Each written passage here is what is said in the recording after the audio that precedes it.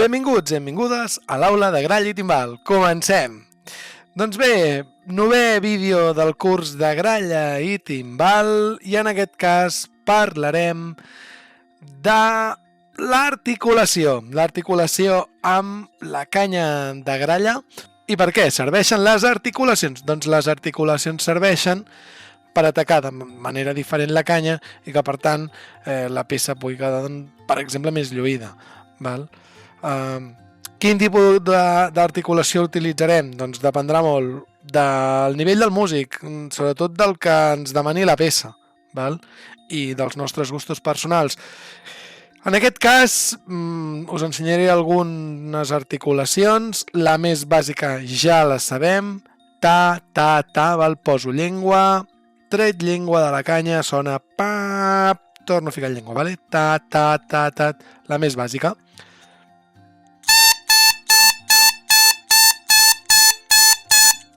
Sí? Quina altra articulació podíem trobar? Podíem trobar una articulació, per exemple, amb da. L'articulació da, el que farà serà donar-li un so més suau que no un ta, però s'assemblen bastant. El so amb da queda més suau, vale? Anem a dir-ho així. So amb da. So amb ta. Vale? Un té més hòstia, val? El ta. L'altre que podíem trobar és un so, per exemple, una articulació com és tara. Tara, vale? Què faig? Fico la llengua, la trec i faig una R. Tara, tara, tara, tara, vale? Tara, tara, tara, tara. Sí?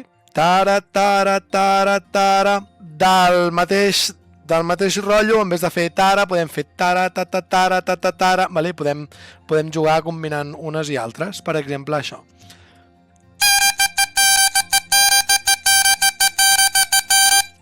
Seria un altre tipus d'articulacions.